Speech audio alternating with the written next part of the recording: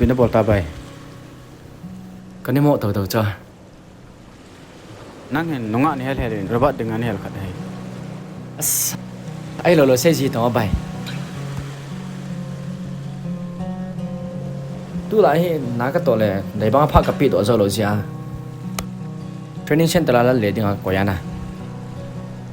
Jaju rabat kangan si jo. Asin namvang gelit tanah. Nang kita nak gel bangat so. Kenapa ni tipe ni tiada ngap doa? Wei lang ipit huzon na lakom siya lungdan sa. As. Dia kami tak kamu ngan ya.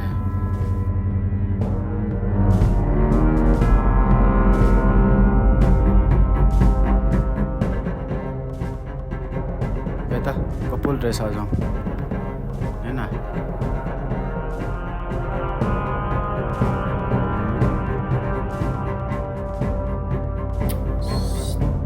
Cita ni lo.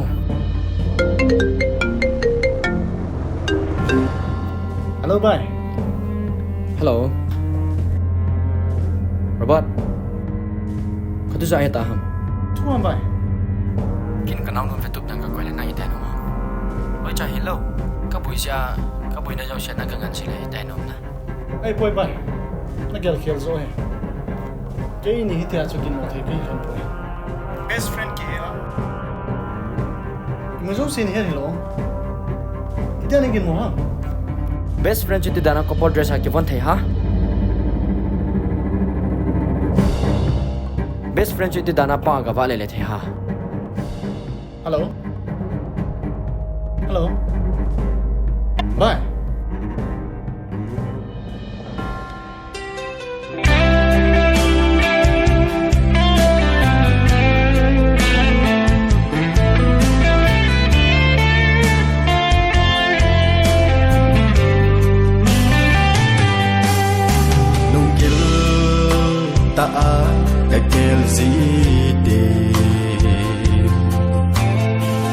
Lunglai anan kisinan kadim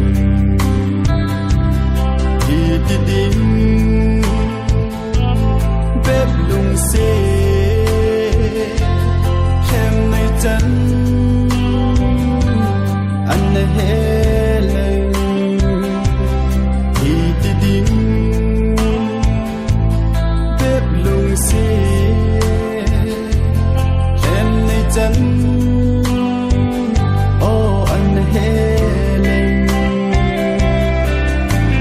Kapat hoi dai song si nang ngadi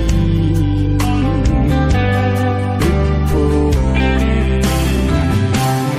Oh lung